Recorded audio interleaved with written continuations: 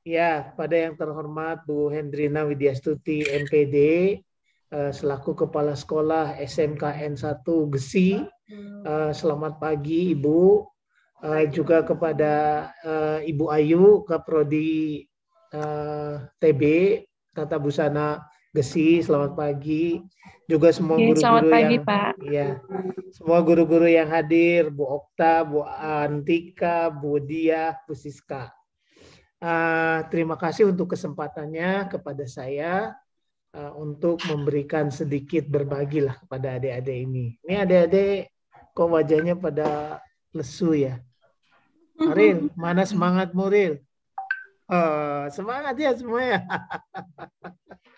Aduh, siapa lagi nih? Ada Aril, ada Danang, cowok-cowoknya mana nih? Dua lagi siapa nih? Aduh. Bu, saya bisa bagi apa namanya share screen saya nggak? Bisa, Pak. Bisa ya? Oke, saya share screen ya. Ya, tadi memang sudah dikenalkan ya, tapi eh, katanya kalau tidak kenal tidak sayang, makanya saya perkenalkan sekali lagi. Jadi saya adalah Kepala Pusat Pelatihan Garmen, pimpinan dari Pusat Pelatihan Garmen yang berdiri sejak tahun 2004. Dan sekarang saya terlibat di dalam penjurian untuk LKS nasional di bidang tata busana dari sejak 2005 sampai sekarang. Terus Bapak juga terlibat di dalam penjurian di tingkat Asia Tenggara sebagai ketua juri maupun wakil ketua juri maupun sebagai juri di tingkat Asia Tenggara mulai dari 2006 sampai sekarang. Juga terlibat di World Skill Asia di Abu Dhabi tahun 2018 sebagai ketua juri dan beberapa kali menjadi juri dan wakil ketua juri di tingkat dunia atau yang disebut World Skill Competition. Nah, jadi itu sekilas tentang apa yang pernah Bapak lakukan sebagai juri di tingkat nasional maupun tingkat Asia Tenggara, Asia, dan dunia. Adik-adik sekalian, pertama-tama ya memang tadi Bu Hendrina sampaikan bahwa tidak semua kalian masuk ke dalam bidang tata busana ini dengan pilihan pertama. Jadi ada yang pilihan kedua, ada pilihan ketiga. Nah, sebetulnya Bapak ingin sedikit kupas. Sebetulnya banyak sekali ketika adik-adik masuk dalam sekolah, memilih sekolah, selalu akan dipengaruhi oleh mungkin pemahaman terhadap jurusan itu. Ya, nah jadi jurusan apa sih yang sekarang sedang digandrungi gitu? Itu biasanya akan menjadi pilihan favorit, ya. Nah kalau di SMK itu biasanya nggak ada yang nggak kenal yang namanya Chef Junap, nggak ada yang nggak kenal namanya Chef Arnold, nggak ada yang nggak kenal namanya Chef Renata. Karena apa? Di RCTI disiarkan Master Chef dan mereka ini ya menjadi orang-orang yang populer lah di bidang itu. Makanya di dalam SMK itu kalau ada jurusan memasak, waduh luar biasa itu peminatnya banyak sekali. Rata-rata banyak sekali. Karena apa?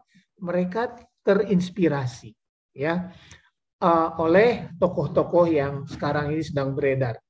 Terus jurusan apa lagi? Hotel. Nah, hotel kenapa diminati? Karena oh kalau kerja di hotel enak ya katanya. Waduh, gini. Banyak lagi hotel-hotel yang saat ini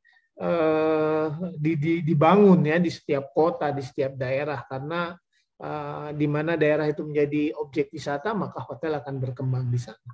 Yang berikutnya apa? Ini yang lagi digandrung ini IT. IT ini sekarang orang waduh senang sekali ada bikin konten TikTokan apa segala macam itu karena IT yang berkembang. Karena jurusan ini sekarang bisa membuat pekerjaan, apalagi kalau misalnya adik-adik menjadi konten YouTuber misalnya. Nah, itu hasilnya lumayan juga. Nah, yang menjadi masalah adalah eh, waktu kita memilih jurusan ini, biasanya kita akan dipengaruhi oleh faktor-faktor yang ini seperti ini. Kan eh, kenal ya namanya, ini siapa nih? Ini siapa? Ah, ini siapa? Waduh, pasti kenal semua ya. Adik-adik ada yang nggak kenal? Kenal, Pak. Kenal ya.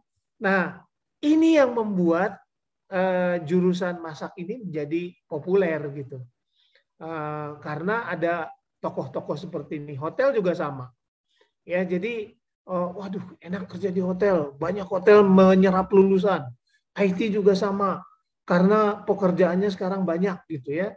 Nah, nah, sementara tata busana ini kita dikenalnya sama tukang jahit. Siapa yang rela disebut tukang jahit? Ya, tukang jahit. Waduh. Padahal sebetulnya ketika kita memilih jurusan, itu pasti yang pertama itu adalah ketika kalian itu melihat bahwa oh jurusan itu adalah lagi populer misalnya. Terus yang kedua peluang kerjanya. Yang ketiga mungkin ya ada sebagian orang berpikir bahwa oh itu keren katanya. Nah, oke. Nah, kalau menjahit itu kerennya di mana, populernya di mana, peluang kerjanya di mana? Ini yang boleh dibilang tidak banyak orang tahu. Termasuk adik-adik juga mungkin saat ini, aduh, kenapa ya saya milih jurusan jahit?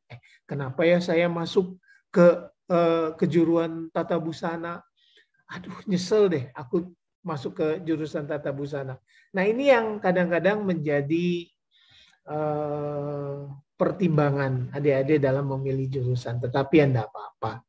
Karena memang banyak juga orang belum memahami secara betul gitu ya tentang jurusan ini. Sebetulnya apa sih yang menjadi peluang di bidang tata busana?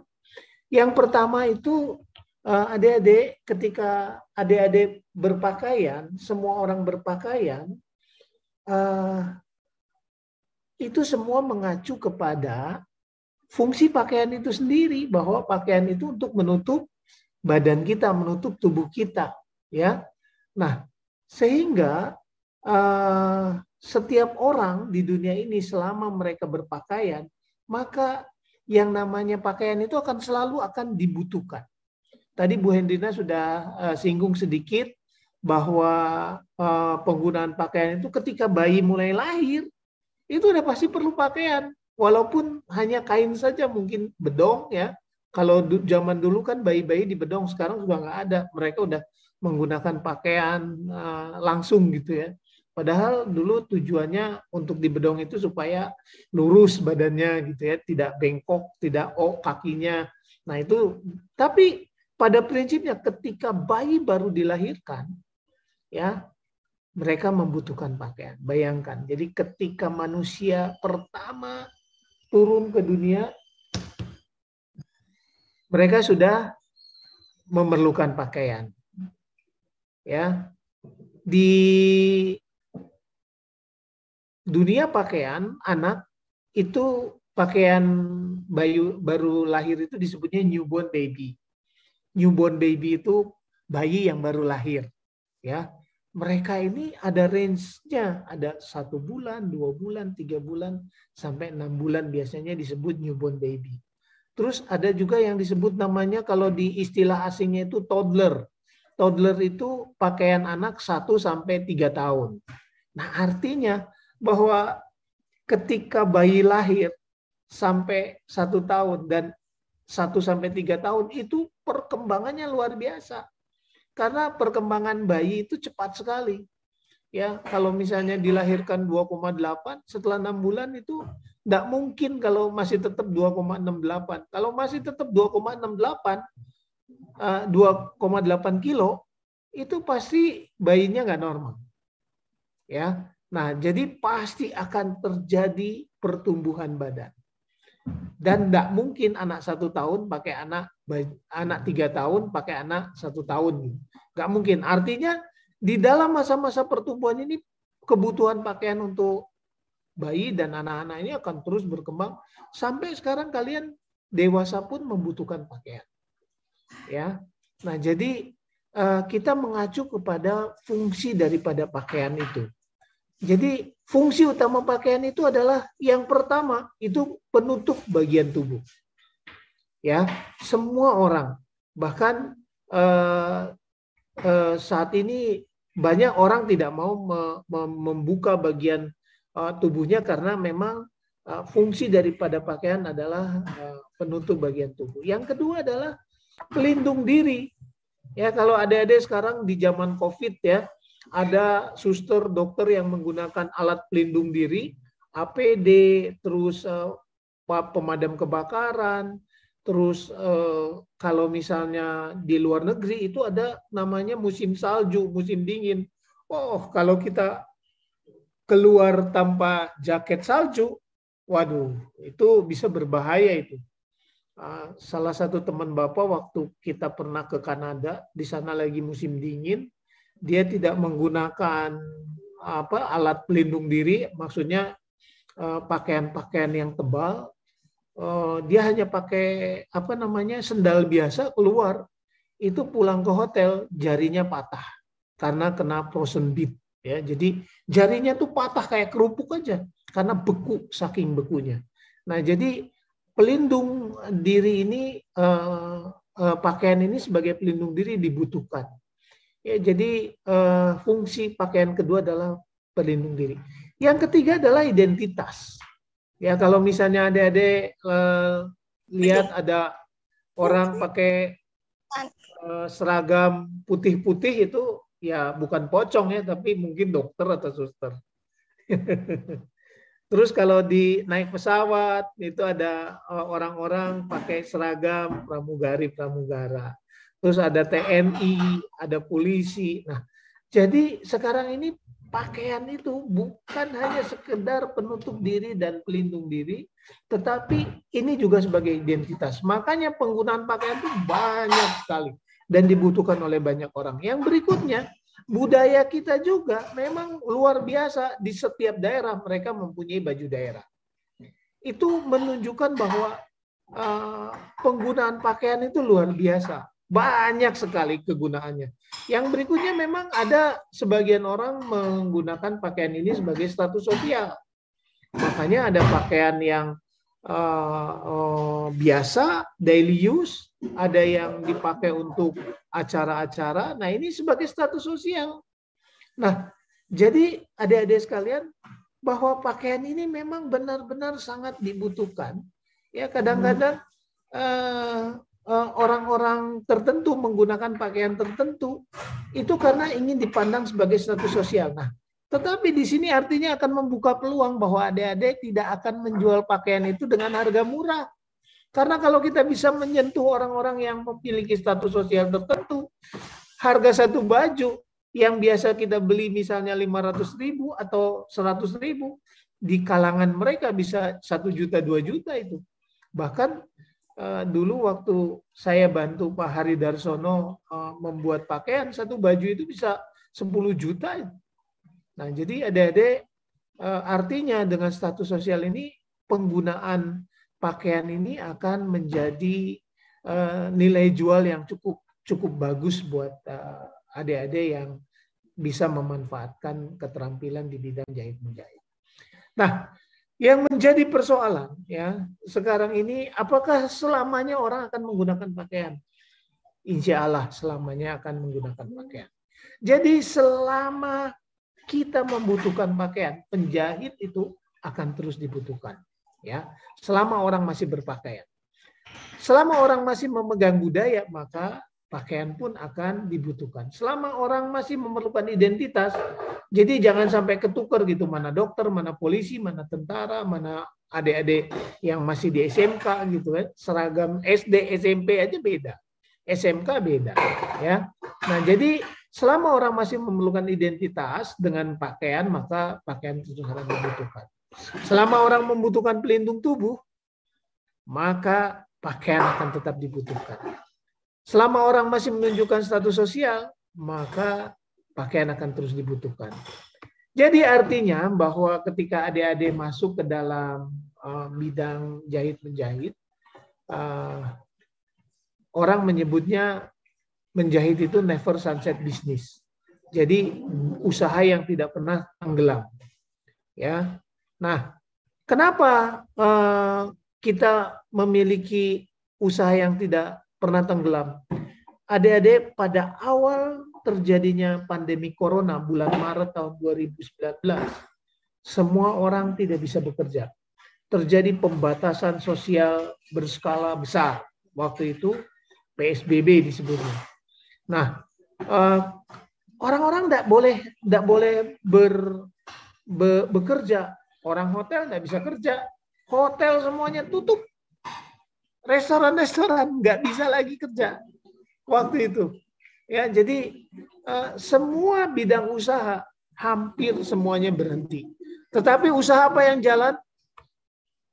Di tengah wabah pun anak tata busana tetap dibutuhkan. Apa yang dikerjakan oleh anak tata busana? Waktu itu Bapak sendiri ikut membuat puluhan ribu baju alat pelindung diri untuk para tenaga medis, juga membuat masker, bukan puluhan ribu lagi, ratusan ribu kalau masker.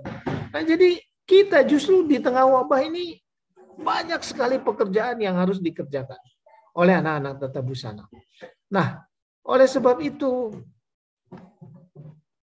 kita sebagai anak tata busana sebetulnya seperti yang tadi Bu Hendrina sampaikan, tidak perlu takut kita tidak punya penghasilan, karena justru di tengah wabah pun anak-anak tata busana kalau mereka memiliki kemampuan menjahit, maka mereka memiliki masa depan. Ya. Nah, sebelumnya Bapak mau tanya dulu. Boleh nggak Bapak tanya jujur sama adik-adik? Sekarang siapa adik-adik yang merasa terpaksa masuk tata busana? Sebelum Bapak lanjutkan.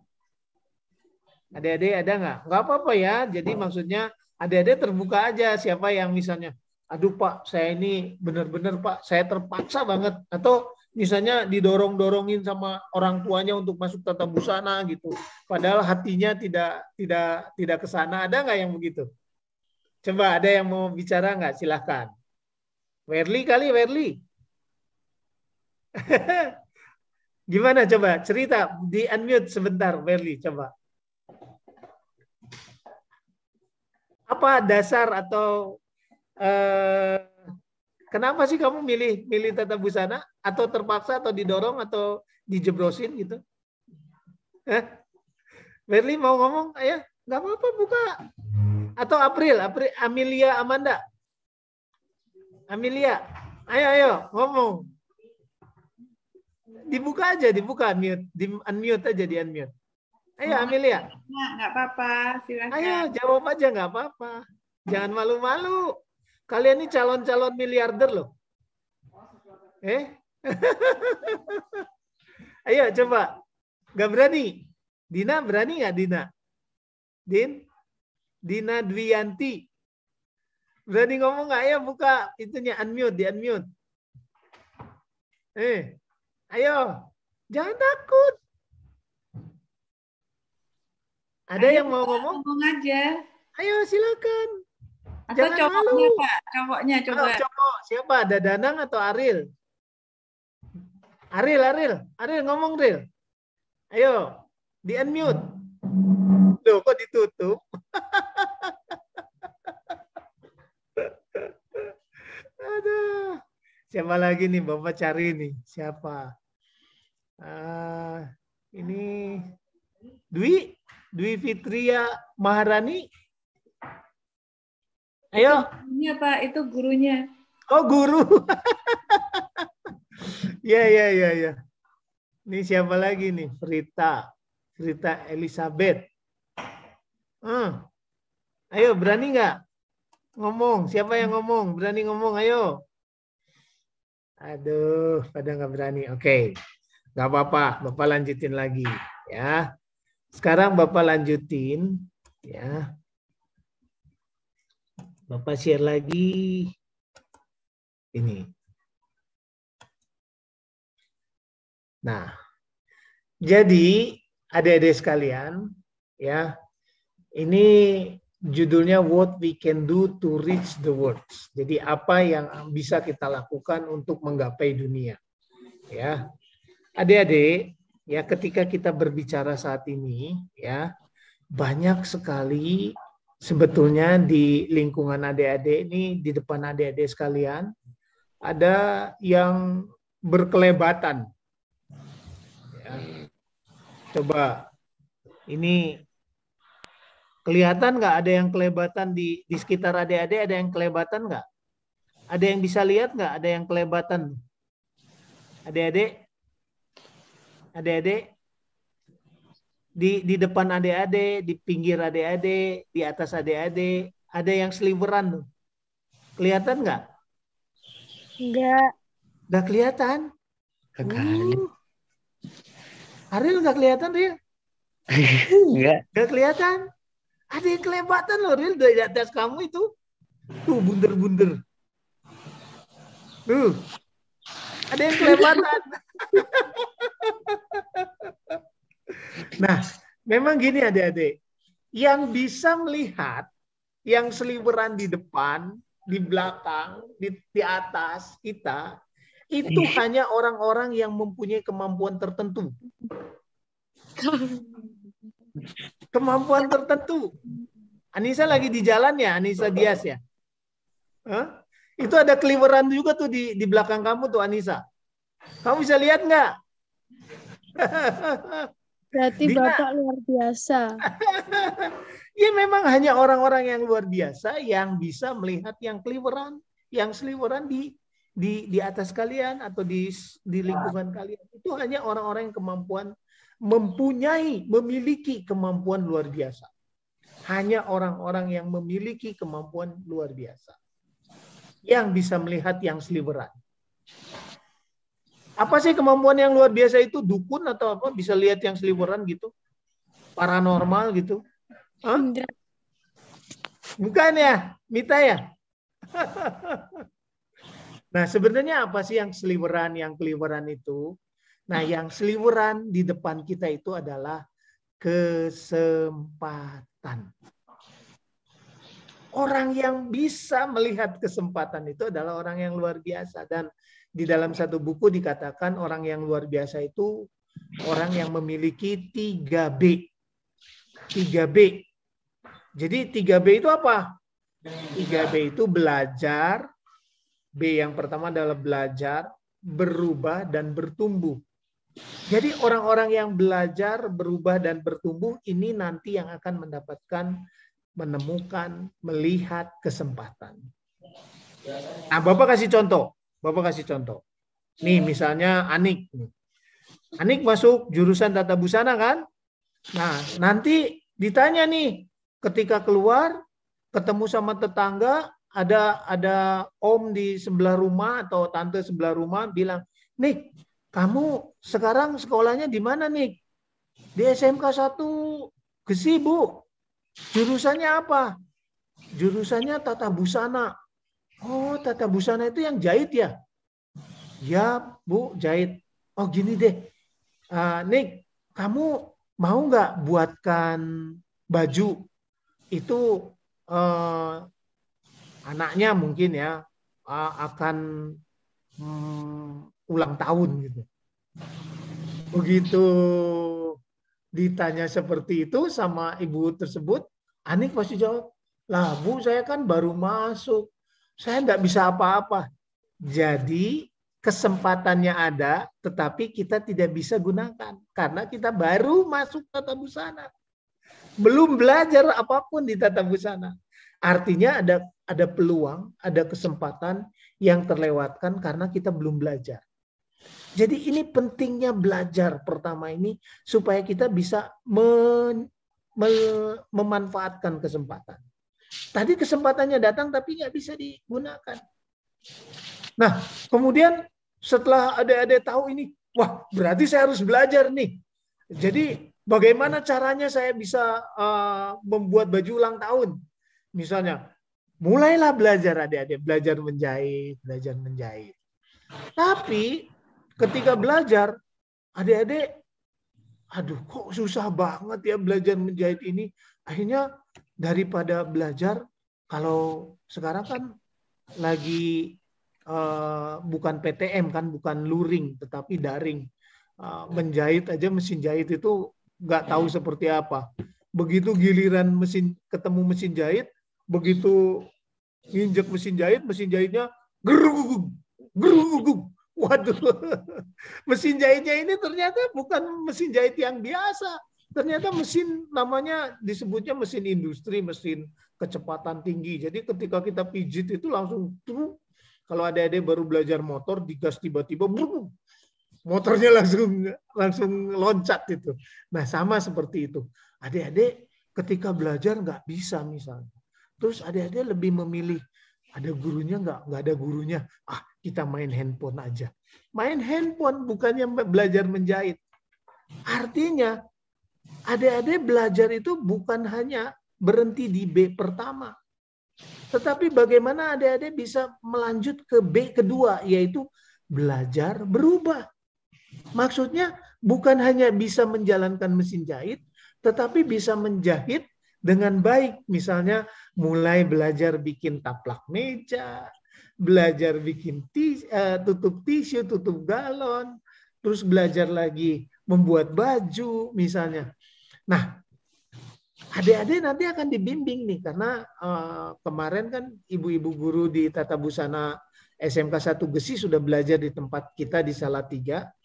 Mereka diajarkan bagaimana caranya supaya adik-adik ini bisa belajar menjahit dengan cara yang sangat cepat. Nah, diajarkan bagaimana caranya mengontrol kecepatan jahit, mesin jahit itu gimana caranya gitu. Nah, ini sudah diajarkan sehingga kalau adik-adik mengikuti ini, adik-adik nggak akan lagi gugup ketika menghadapi mesin jahit tiba-tiba geruk, nggak akan lagi. Oh, udah biasa. Nah, adik-adik bisa mulai belajar menjahit dengan cara yang nanti diajarkan oleh guru-guru. Sehingga apa? Tujuannya supaya adik-adik itu bisa menjahit dengan mulus, dengan bagus gitu. Ya. Nah, adik-adik dalam waktu yang sama secara simultan adik-adik juga akan diajarkan membuat pola pakaian, ya. Jadi pola pakaian yang akan diajarkan sangat-sangat praktis sehingga adik-adik nanti mudah mengikutinya. Sehingga diharapkan nantinya adik-adik nggak terlalu lama bisa membuat pola, bisa menjahit baju minimal lurus-lurus dan pasang sleting, sehingga adik-adik bisa mencoba membuat baju dengan pola yang dibuat oleh adik-adik sendiri, apakah itu bisa pas dengan patung misalnya pertama. Ketika adik-adik belajar pola, kemudian dicoba polanya itu di patung, ternyata pas misalnya. Waduh, itu suatu hal yang luar biasa yang adik-adik perlu rasakan. Karena apa? Ketika adik-adik belajar mengaplikasikan membuat pola dan menjahit secara dasar dan kita tempelkan di baju, artinya adik-adik itu sudah mulai bisa membuat baju sesuai dengan ukuran. Nah, kalau sudah bisa sesuai ukuran patung, artinya kalau misalnya kita juga buat pola, adik-adik nanti buat pola menggunakan ukuran temannya masing-masing, itu sudah bisa. Nah, kalau kita sudah bisa melaksanakan pembuatan pola seperti itu, artinya ketika adik-adik nanti ditawarkan lagi sekarang, Anik sekolah di mana? Saya sekolahnya di sekolah SMK 1 Gesi, jurusan apa? Jurusan Tata Busana. Tata Busana apa? Bidang menjahit, Bu. Oh, kalau gitu bisa tolong buatkan baju ulang tahun buat anak saya.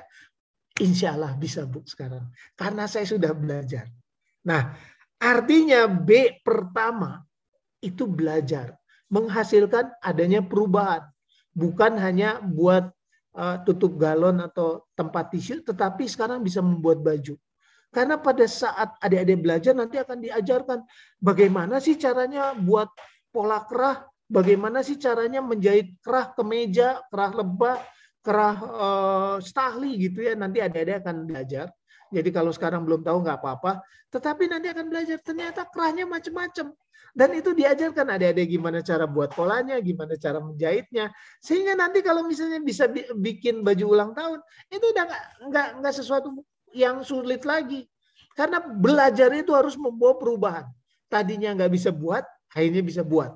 Nah, ini nanti akan diajarkan oleh guru-guru kalian itu dengan sangat keras. Karena ini yang harus membawa adik-adik itu menemukan kesempatan. Jadi yang tadi ibu-ibu tawarkan itu tidak terlewatkan lagi. Insya Allah Bu bisa. Artinya ketika adik-adik bisa mulai membuat baju ini, kesempatan pertama itu akan datang. Minimal buat baju kita sendiri, minimal buat baju keluarga kita sendiri, itu yang pertama kita bisa lakukan. Nah, tadi dikatakan bahwa untuk bisa menemukan, mengembangkan kesempatan, itu ada 3B. B yang pertama adalah 1, belajar. B yang kedua adalah berubah. B yang ketiga adalah bertumbuh. Jadi maksudnya bertumbuh di sini adalah adik-adik enggak mungkin belajar menjahit itu hanya menjahit tutup galon misalnya. Menjahit baju dasar saja. Tidak. Tetapi adik-adik akan diajarkan nanti akan diajarkan menjahit golbi celana. Celana itu yang di depan itu golbi disebutnya. Itu akan diajarkan. Bikin kantong samping yang miring, yang lurus itu nanti akan diajarkan. Membuat pola celana, ya. Membuat pola celana juga mudah sekali. Nanti adik-adik akan diajarkan oleh ibu-ibunya bagaimana membuat pola celana sangat cepat dengan namanya sistemnya lucu, disebutnya sistem SpongeBob. Mungkin adik-adik tahu SpongeBob ya. Di film kartun itu polanya dibuat sepraktis mungkin supaya adik-adik bisa belajar dengan cepat bagaimana membuat pola celana. Dan ketika adik-adik belajar menjahit golbi, belajar menjahit kantong, belajar menjahit menempelkan ban pinggang celana misalnya. Nah, ketika adik-adik bisa membuat satu celana, itu artinya adik-adik mulai bertumbuh. Jadi bukan hanya belajar buat baju ulang tahun atau gaun biasa, tetapi mulai belajar ke produk-produk lain. Nah, bukan hanya itu saja sebetulnya adik-adik, nanti adik-adik itu akan diajarkan banyak, Kak. Jadi bagaimana caranya pasang furing, bikin baju pakai furing ya. Adik-adik, furing itu lapisan dalam ya di baju. Jadi bagaimana cara menjahitnya nanti adik-adik akan diajarkan juga. Juga akan bikin kayak blazer untuk kantor gitu. Karena apa? Adik-adik tadi di Bapak sampaikan bahwa di dalam dunia jahit menjahit ini itu tidak pernah akan berhenti. Karena apa? Selama orang menggunakan pakaian maka mereka akan membutuhkan kita sebagai tenaga jahit. Ketika orang membutuhkan seragam identitas, itu mereka akan membutuhkan kita. Adik-adik lihat kan ada orang yang kerja di bank, ada orang yang kerja di restoran, ada orang yang kerja di hotel, ada orang yang kerja di tentara atau polisi, ada orang yang kerja di rumah sakit. Mereka semuanya membutuhkan pakaian. Nah, kalau adik-adik bikin seragam bank, misalnya, kan ada di pegawai bank itu kalau pakai baju namanya itu blazer. Blazer itu pakaian luar. Itu kan cantik-cantik kan. Nah, adik-adik kalau misalnya adik-adik masuk tentang busananya kan diajarkan juga bagaimana caranya bikin blazer. Di LKS nasional, lomba keterampilan siswa tingkat nasional, itu beberapa kali soalnya adalah blazer. Jadi pasti adik-adik akan diajarkan ke sana. Bagaimana caranya membuat blazer. Nah, bayangkan adik-adik, kalau misalnya adik-adik cuma bisa baju biasa aja, kemeja biasa aja, tidak berubah dan bertumbuh, itu tidak akan menambah peluang kita. Tetapi kalau misalnya kita belajar berubah dan bertumbuh, tadinya bisa bikin gaun, sekarang bisa bikin celana, sekarang bisa bikin blazer, maka akan terbuka peluang kesempatan untuk kita mengembangkan kesempatan-kesempatan yang datang kepada kita. Ya, bukan tidak mungkin kan. Kalau misalnya tetangganya adik-adik yang bekerja sebagai dokter atau tentara, tiba-tiba bajunya misalnya ketinggalan di mana harus buat mendadak gitu. Ada Danang tuh yang sekolah di SMK 1 Gesi jurusan tata busana, suruh bikin blazer gitu. Waduh, Danang kalau misalnya ada orang tiba-tiba datang begitu, siap nggak Danang? Atau Ariel, siap nggak? Ya, harus belajar. Oleh sebab itu, ketika adik-adik masuk di dalam tata busana ini, B yang pertama, B yang kedua, B yang ketiga tidak boleh ditinggalkan itu. Ya, belajar, dan belajar itu akan membuat kita menjadi berubah. Tadinya orang yang biasa-biasa, tadinya orang yang nggak tahu tentang jahit-menjahit, tadinya orang yang tidak punya peluang apapun karena tidak bisa melihat dunia, tiba-tiba kita bisa menghasilkan sesuatu. Nah, ini yang luar biasa, adik-adik, yang belum pernah bisa dilihat oleh orang-orang yang saat ini tidak mengenal tata busana. Adik-adik, sekarang, nah, adik-adik, kalau sekarang kita cuman mau kayak inilah, berangan-angan gitu ya. Kalau adik-adik nanti menjadi seseorang dan bisa menjahit, kira-kira sebenarnya berapa sih penghasilan yang kita bisa buat? Berapa sih penghasilan yang kita bisa dapatkan kalau kita bisa menjahit? Kira-kira adik-adik ada gambaran nggak? Berapa sih keinginan penghasilan adik-adik di dalam sebulan gitu? Ada yang bercita-cita mendapat penghasilan berapa gitu satu bulan? Ada nggak? Ada nggak adik-adik yang ini? Kira-kira berapa juta gitu mau dapat satu bulan? Hah? Adik-adik, ayo dong. Adik-adik mau masuk di tata busana kan pengen dapat duit dong. Pengen dapat berapa sih satu bulan? Kira-kira berapa? Pengen dapat berapa?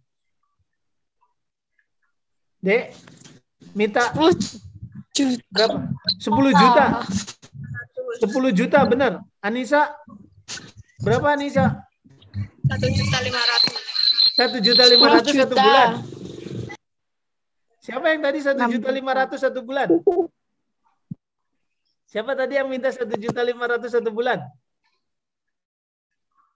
Yang 10 juta siapa 10 juta? Mita.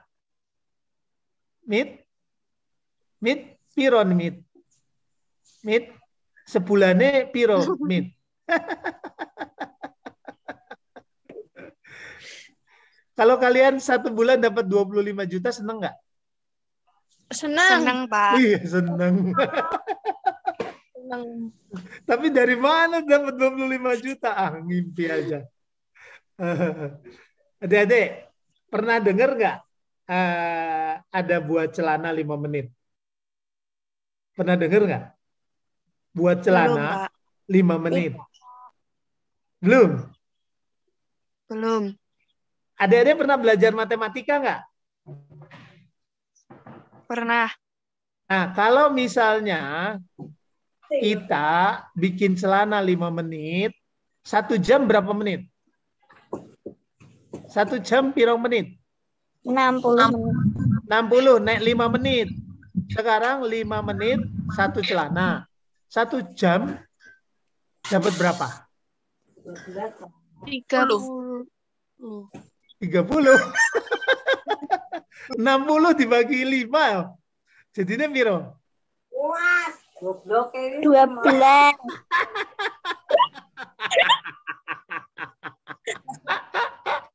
Itu sampai ada yang bilang goblok 12. Nggih, Bu. Makasih Bu 12.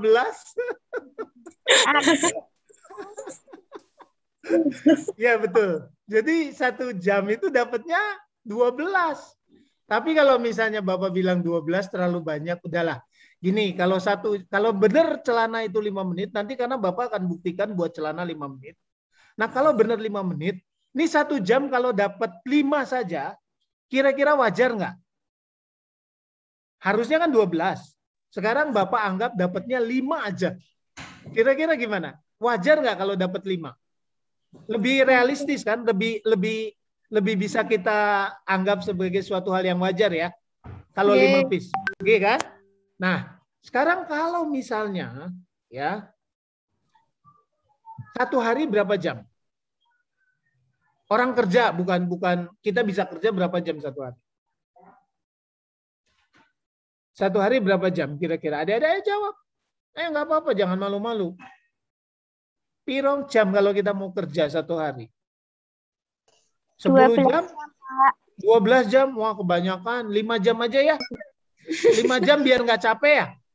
Boleh nggak? Ya. Nah, 5 jam. Lebih wajar kan? 24. Jangan 24 jam, masa kita nggak tidur. 5 jam aja kita kerja ya. Jadi biar kitanya juga nggak capek. Nah kalau 1 jam dapat 5, satu hari kita kerja 5 jam, artinya satu hari bisa dapat berapa? Cuman 5 jam kerja. 1 jam 12 5. tambah 2. 12 peng 5. Tutu 12 ping 5. Saiki nek sejamnya 5 piece. Saiki kerjanya itu 5 jam. Jadi 5 jam dapatnya berapa? 25 kan? Nah, iya 25 piece kan? Jadi satu hari kita dapat 25 piece kalau kita kerja 5 jam. Ya. Oke, kita tinggalin dulu. Sekarang ada deket ke Solo kan? Deket ke Solo nggak? Pernah ke Klewer nggak? Enggak. Pernah, Nggak Pak. pernah. Pernah. Ya, ada yang enggak, ada yang pernah. Nah, kalau ke Klewer, di sana ada yang disebut namanya Happy Pen. Jadi celana 5 menit itu disebut namanya Happy Pen. Di situ dijual harganya itu 100.000. Nah, kalau adik-adik ke kios sebelahnya ada yang jual kain, itu harganya itu 35.000. Nah, kalau satu celana kainnya 35.000, kemudian dijualnya 100.000, untungnya berapa tuh? Beli kainnya 35.000, dijualnya 100.000, untungnya satu celana berapa? 65.000. Nah, kalau misalnya 5.000 dibeliin benang, untungnya jadi berapa? 60.000.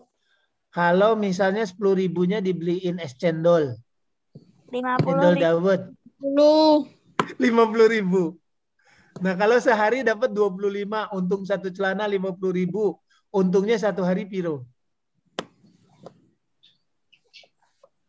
25. 250. 1.250.000. Aneh, itu benar-benar tukang jahit tuh yang dapat. Nek 1 bulan 30 hari, jangan 30 hari lah, 20 hari. 20 hari, satu hari 1.250.000. Kira-kira 1 bulan 20 hari itu dapat berapa? 25 juta. Nah, jadi benar kan penjahit bisa dapat 25 juta tuh. 25 juta, betul loh itu bisa nanti Bapak demokan, bukan hanya bikin celana 5 menit, tetapi ada masker yang sekarang ini lagi digunjingkan banyak orang untuk dilapisi, jadi melapisi masker medis. Itu banyak sekali dan kerjanya hanya 3-4 menit. Kalau kita bisa memproduksi itu saja, maka penghasilan kita ini aduh sungguh luar biasa. Ada harga masker harganya 1.250.000, 1.250.000 ada. Maskernya biasa tetapi kasih mute payet. Coba bayangkan kalau adik-adik bisa menjahit, maka yang tadi disebutkan kita bisa memanfaatkan kesempatan atau mengembangkan kesempatan, itu akan terjadi. Tapi ini adik-adik tidak bisa jahit, ya percuma, itu hanya jadi mimpi saja. Ya, Bapak membagikan satu quote yang dibagikan oleh Bill Gates, ya. Nah, ini yang dibagikan oleh Bill Gates. Di sini dituliskan, if you born poor, it's not your mistake. But if you die poor, it's your mistakes. Adik-adik, kira-kira ada yang bisa terjemahin nggak? Ada yang bisa terjemahin nggak? Coba, siapa yang bahasa Inggrisnya bagus? Siapa yo yang bahasa Inggrisnya bagus? Monggo. Coba terjemahkan kata-kata ini. Ada yang bisa? Adik-adik? Ada yang bisa terjemahkan? If you born poor apa artinya? Jika kamu lahir pur apa pur? Purnomo. If you born poor, jika kamu lahir dalam keluarga miskin atau dalam keadaan miskin, itu bukan kesalahan kamu. Tapi kalau kamu mati miskin, itu baru kesalahan kamu. Artinya apa adik-adik? Di sini disebutkan kalau misalnya kita lahir miskin, kita nggak minta kok lahir di keluarga mana. Kita nggak minta lahir di keluarga yang apa namanya nggak miskin gitu, nggak ada yang bisa nolak semua itu. Kita nggak pernah bisa nolak kok aku lahirnya di Gesi ya, bukan di Jakarta gitu. Ada nggak yang nyesel lahir di Gesi? Danang, lahirnya neng Gesi apa neng kota lain? Danang, oi, ojo ngelamun sih, jawab po. Nang, cah lanang, Danang.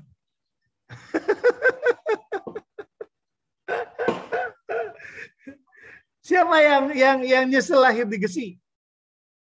Dina orang Gesi bukan? Dina Dwiyanti. Sukodono, Pak. Oh, Sukodono. Jadi nggak nyesel lahir di Sukodono? Enggak. Kenapa nggak lahir di Jakarta gitu? Enggak tahu. Nggak tahu kan? Karena kita nggak pernah minta kan kita lahir di mana aja, ya pasrah aja kan. Nah, tapi kalau misalnya Dina punya cita-cita nggak suatu saat misalnya berkarya di Jerman gitu? Punya. Hah? Punya, ya. Nah, nek menengahe, iso nggak kita pergi ke Jerman? Enggak. Nggak bisa kan? Nah, artinya bahwa kalau kita ingin mewujudkan cita-cita kita, artinya kita nggak bisa diem saja. Ra iso menengahe. Nggak bisa. Tapi kita harus bergerak, kita harus mengerjakan sesuatu. Dan yang paling penting kita harus apa coba? Tadi punya 3 apa? Punya 3 apa? Arvina apa coba kamu? Itu Mita udah jawab B. Arvina jawabanmu apa? Arvina. Jawab Arvina. Rak krungu ya? Arvina kedengaran nggak? Kalau kedengaran coba jempolnya Bapak lihat. Arvina, kamu kedengaran nggak Bapak ngomong? Jempolnya. Oh ya. Artinya nggak mau ngomong, cuman kedengaran. Sing penting kedengaran ya, Nduk. Ya, jangan sampai nggak kedengaran. Kalau kedengaran Bapak ngomong capek-capek nanti nggak ini. Oke. Jadi artinya begini, adik-adik. Kalau kita mau mendapatkan sesuatu atau tidak miskin, berarti kita ini menghindari dari kesalahan. Ya, jadi kalau misalnya kita punya peluang, punya potensi penghasilan yang tadi 25 juta tadi, nah artinya sebetulnya kita ini tidak perlu takut kalau misalnya kita itu nanti ini jadi orang-orang yang tidak punya penghasilan dan menjadi orang miskin. Gitu. Ya, nah adik-adik, dari sini, ini yang membuat kita ini memang tidak bisa diam. Nah, tetapi yang menjadi masalah, ya. Jadi Bapak mau bagikan lagi di screen, ya. Di screen ini Bapak bagikan lagi.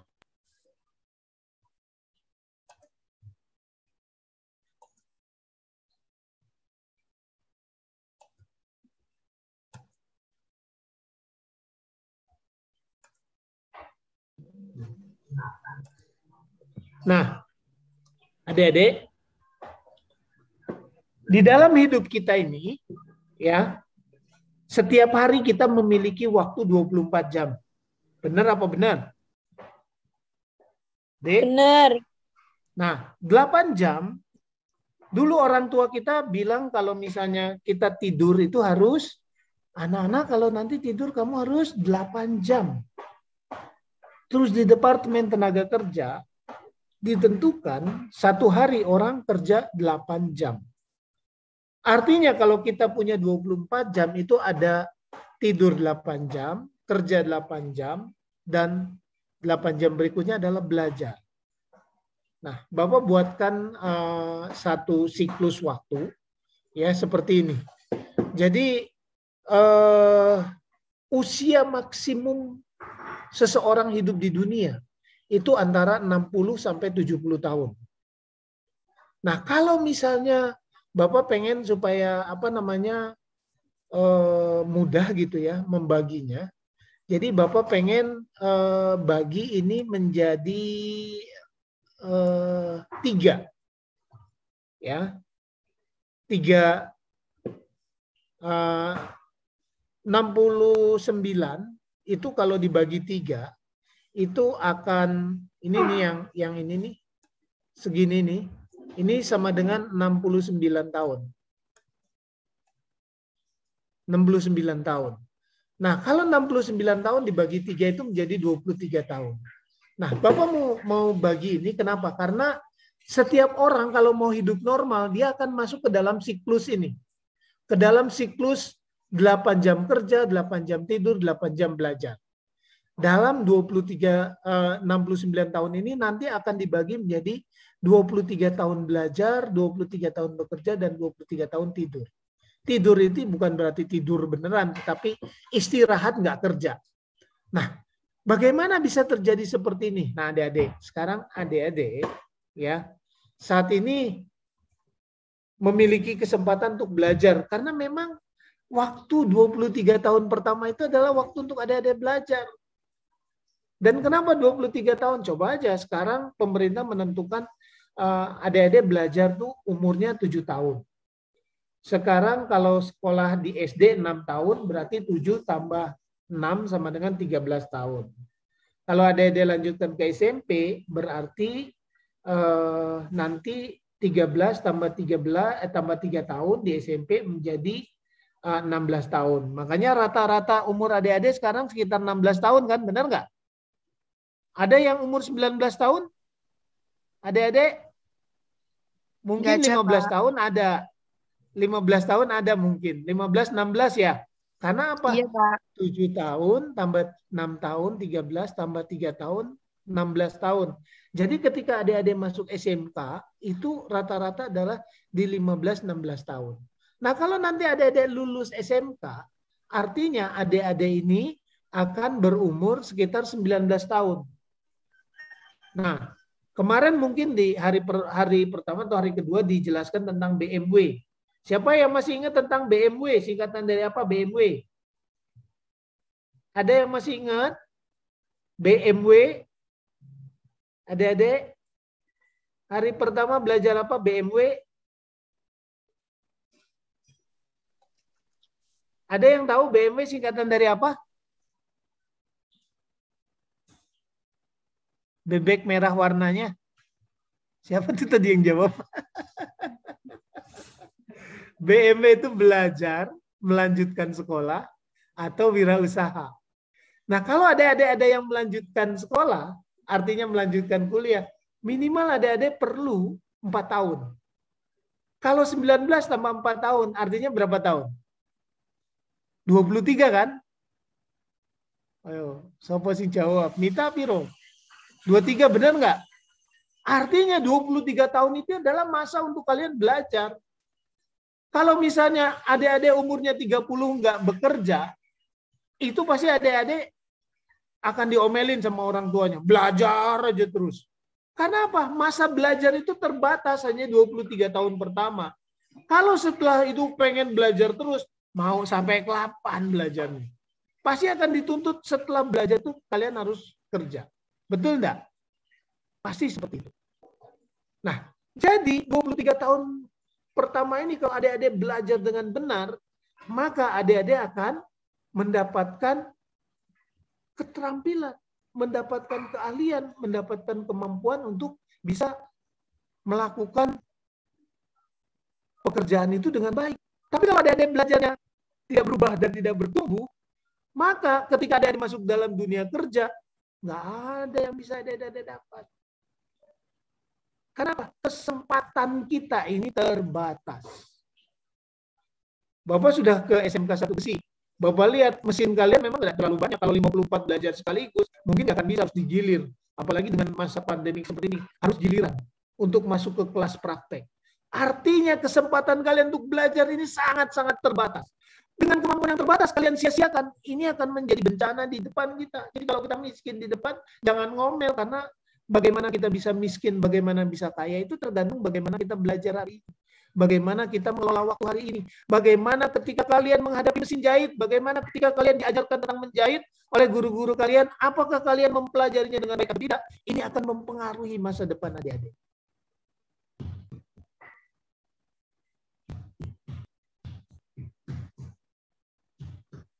Ya, kenapa?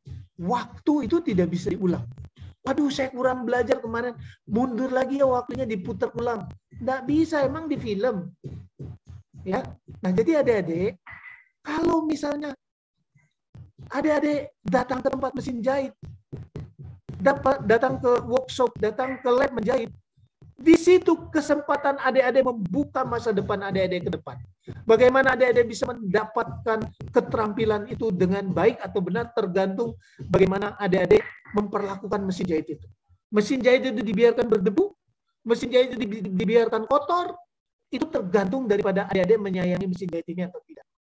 Kalau adik-adik menyayangi mesin jahit ini, merawatnya, wah dilap, setelah pakai dilap terus dibikin, pokoknya mesin ini bekerja semaksimal mungkin, maka di situ awal daripada kita bisa membuka kesempatan. Adik-adik, Bapak lahir di keluarga yang sangat-sangat miskin. Jadi rumah Bapak itu 3 kali 9, di sana ada 9 orang.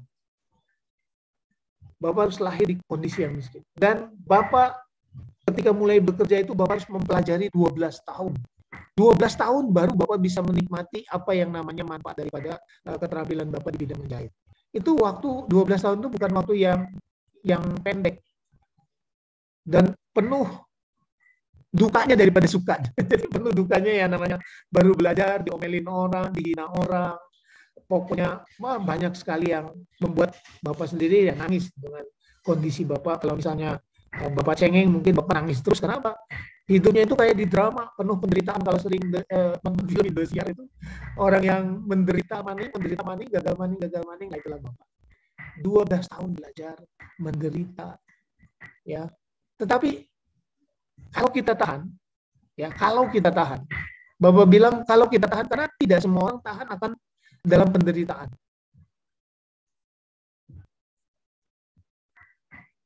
Adik-adik di sini semuanya punya handphone. Punya handphone? Siapa yang nggak punya handphone, angkat tangan. Nggak punya pasti nggak bisa zoom, Pak. Nah, benar sekali. Minta benar. Nggak punya pasti nggak bisa zoom. Tetapi begini, nek kita punya HP-nya mereknya apa? Bukan Oppo ya, apa mereknya? Yang sebelah punyanya handphonenya Apple, Bo. Apple 6. Keren banget. Ya. Terus bukan hanya bisa internet, kalau mau game itu bisa desain. Nah, ada bisa desain, bisa ini segala macam. Kita ini sekarang hidup di dunia modern, dipengaruhi oleh dunia modern, walaupun di kampung yang paling terpencil sekalipun, ada yang jualan pulsa, ada yang jualan handphone. Bapak waktu itu ke Desi, tiba-tiba handphone Bapak itu ya datanya memang terbatas 1 bulan, hanya beli data. Di tempat yang sangat terpencil, jadi Bapak pulang dari ke situ, ada satu daerah sawah semua. Dan di situ tiba-tiba ada yang jualan pulsa HP. Jadi Bapak berhenti dulu di situ. Artinya kebutuhan untuk kita berkomunikasi itu sebagian menjadi gaya hidup. Kita berpakaian itu menjadi gaya hidup. Nah, ada yang mungkin belum kepikiran kalau misalnya apakah itu akan menjadi beban bagi kita atau tidak. Karena sekarang yang jadi beban itu beban bapaknya adik-adik, ibunya adik-adik. Kalau habis pulsa, Pak beli pulsa, Bu beli pulsa, ibunya bingung, bapak yang bingung. Nah, nanti kalau kalian sudah berkeluarga punya anak, giliran kalian yang bingung. Ya. Tapi percaya nggak adik-adik? Kalau kita ya nggak bisa memenuhi kebutuhan kita, itu mungkin agak wajar. Tapi kalau kita sudah jadi ibu, sudah jadi bapak, anaknya minta, kita nggak kasih, itu ibu sama bapak itu, aduh, anakku butuh, mikir mereka. Jadi ke depan, sekarang adik-adik nggak kepikiran, ke depan adik-adik pasti akan berpikir bagaimana caranya memenuhi kebutuhan hidup. Karena kebutuhan hidup itu harus kita penuhi. Kalau kita tidak penuhi, ya kita tidak bisa makan. Itu yang disebut namanya miskin. Kalau kita mau jadi orang miskin, ya kita nggak usah ngapa-ngapain juga jadi orang miskin. Ya, kita punya orang tua kaya sekalipun, kalau kita tidak bergerak apa-apa, tidak mengusahakan apa-apa, kekayaan setinggi gunung pun akan habis. Tetapi kalau kita miskin, kita memiliki keterampilan, apalagi keterampilannya menjahit, yang tidak akan pernah berhenti, permintaan di jahit-menjahit ini, maka di situ peluang untuk kita bisa menghasilkan penghasilan. Nah, kalau kita terbuka peluang penghasilan, artinya kita ini diberi kesempatan sama Tuhan untuk memanfaatkan karunia, talenta, kesempatan yang Tuhan berikan kepada kita, untuk supaya kita ini bisa menghasilkan sesuatu. Nah, jadi adik-adik, di dalam kehidupan kita diberikan kesempatan. Kita mau ambil atau tidak, itu tergantung dari adik-adik. Ini adik-adik sekarang sudah masuk ke SMK 1 Besi, jurusan tata busana. Nanti adik-adik akan dibentuk, tadi Bu Hendrina bilang menantu idaman katanya. Kenapa sih menantu idaman disebut menantu idaman? Gini adik-adik. Ya. Adik-adik terutama nih banyak sing wedok, ayu-ayu lagi. Namanya ada yang ayu juga, seperti kaprodinya namanya Bu Ayu. Ya, ada Ayu Fitriani. Ya. Ini suatu saat akan menikah. Suatu saat nanti akan punya anak. Nih, kalau misalnya udah punya anak nih, anaknya